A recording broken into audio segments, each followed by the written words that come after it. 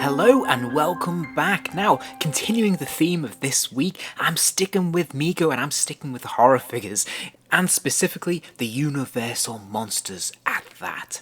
And today I'm going to be taking a closer look at the Phantom of the Opera and the Invisible Man.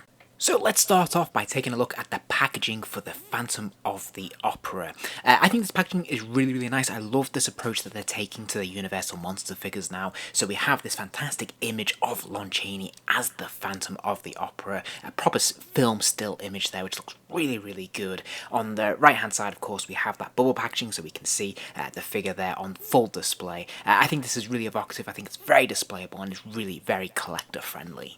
Meanwhile, on the reverse, we have another fantastic image which takes up about 2/3 of the packaging. So again, this is really displayable. I think they've just got a really great image here and it just looks really fun and exciting. So I think they've done a tremendous job with this. I think it just looks great.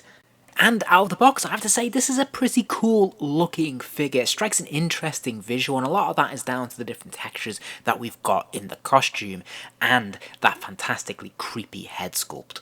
And for my money, I think Mego are getting better and better at producing these fantastic sculpts. They just seem to be getting more and more closer to the source material, more and more lifelike. As we can see here, pretty strong parallels between the actor Lon Chaney there in full makeup and this sculpt. Now, it's not perfect. It is Mego, of course it is, made with the intention of being for a simpler, more basic, softer likeness and approach to toy making, replicating what they did in the 70s, but kind of updating things a little bit for the 2020s. I think they've done a really nice job here. I think this is pretty good. A great sculpt, very nicely painted as well. We can see a lot of detail around the lips in particular and the eyes. I think this looks really good and is a cut above the kind of thing that we're used to seeing from Mego, I think. Now, the tailoring on the costume is pretty interesting. You'll notice he has this cloak, which is quite nicely done. It's a nice felt material, adding a little bit of interest, a little bit of extra texture there, which is quite fun. And it also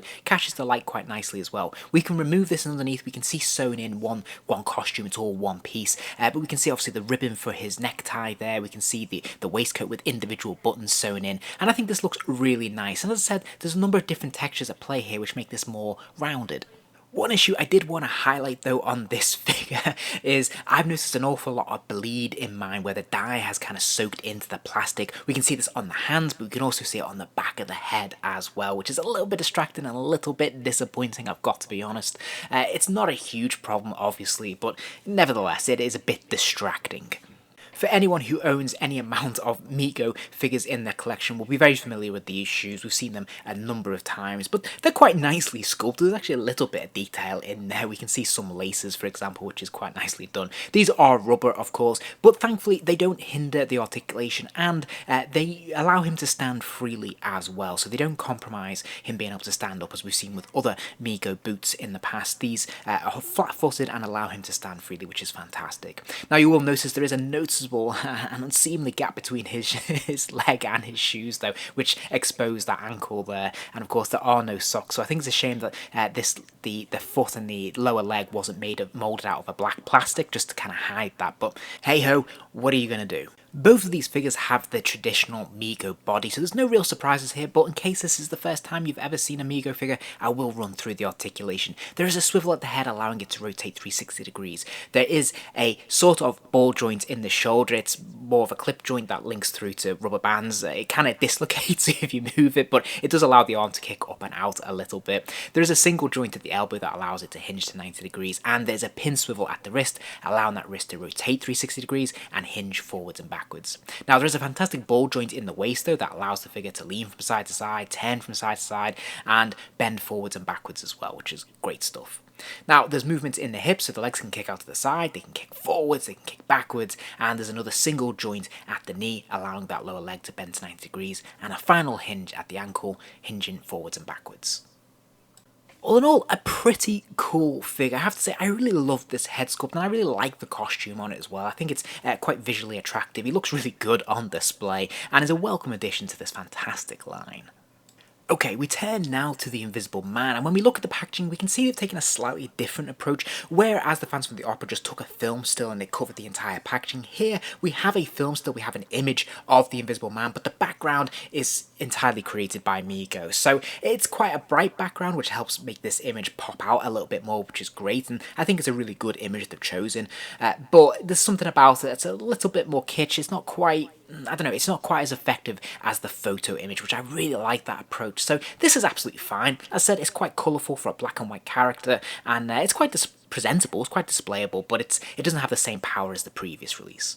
However, things improve dramatically when we look at the back of the packaging. I think this is wonderful. They've done a really nice job. I love that they've taken this production still again, take up 2/3 of the packaging. It's a great still, really encapsulates the spirit and the essence of this character, I think, and of this film. I think this looks brilliant. I love the logo there as well. I just think they've done a fantastic job of this. This has managed to be eye-catching and colourful, while at the same time just being properly reminiscent of what the film is all about. So what does this fella look like when he's out of the packaging? Well, I have to say, I think he looks absolutely fantastic, despite being in black and white, and I tend not to go in for black and white variants of figures.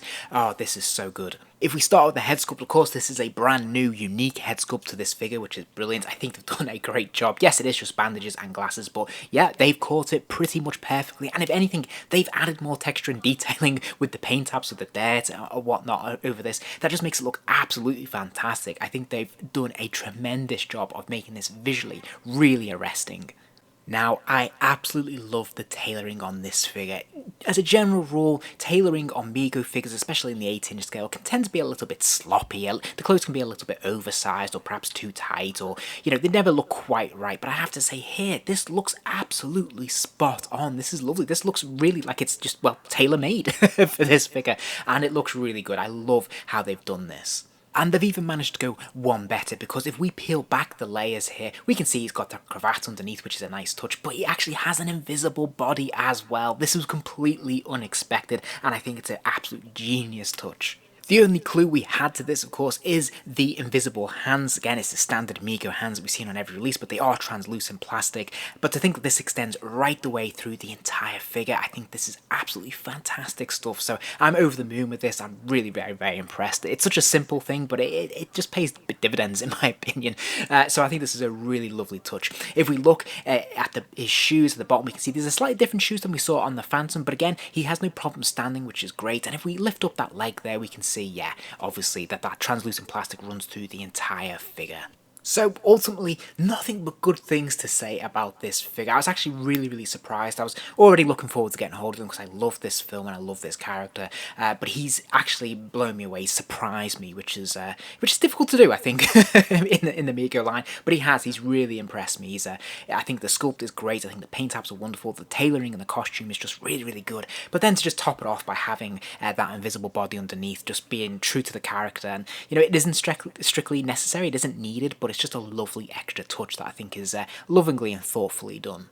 So there you have it. I've gushed quite a lot about both of these figures. The only real criticism I can draw is that the Phantom had a couple of issues, I think, when it came to the paint apps, like bleeding onto the actual figure mold itself, which is disappointing, and maybe they could have done something slightly different with that ankle piece, just to hide the gap between leg and shoe. But other than that, I think these are both fantastic figures, and it's already a very nice line. The Universal Horror Monsters from Mego has proven to be a really fun, diverse collection, and they continue to impress me. But hey, let me know in the comments whether you agree or disagree. Are these ones that you particularly liked or were looking forward to, or have you been a bit disappointed by them?